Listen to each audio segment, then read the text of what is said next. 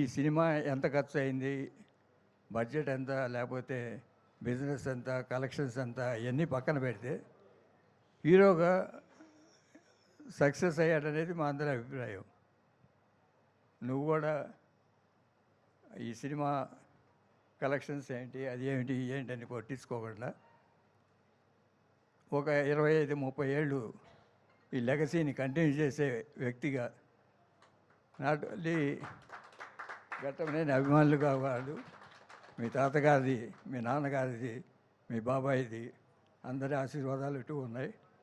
నేను కూడా తోడుంటాను, ఎంతకాలం ఉంటాను. అలానే పద్మాలయ లెగసీ కూడా తీసుకోవాల్సింది నువ్వే. It is not a small legacy.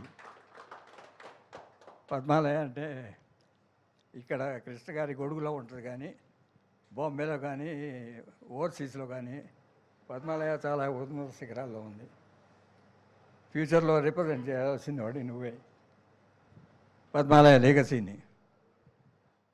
Padmalaya legacy, Krishna గారి లెగసీ, మహేష్ బాబు లెగసీ, మీ నాన్నది, అన్నీ ఘట్టమనేని వారి ఆశయాలు అన్నీ తీర్చవలసిన వాడికి బరువు బాధ్యతలు ఎక్కువ ఉంటాయి. అది హృదయపూర్వకంగా ఆశీర్వదిస్తున్నాను మా కుటుంబం అందరి తరఫున. నాన్నగారిది, తాతయ్య గారిది డివైన్ బ్లెస్సింగ్స్ ఉంటాయి, మీ బాబాయిది, నాది ఫిజికల్ బ్లెస్సింగ్స్ ఉంటాయి. Carry forward.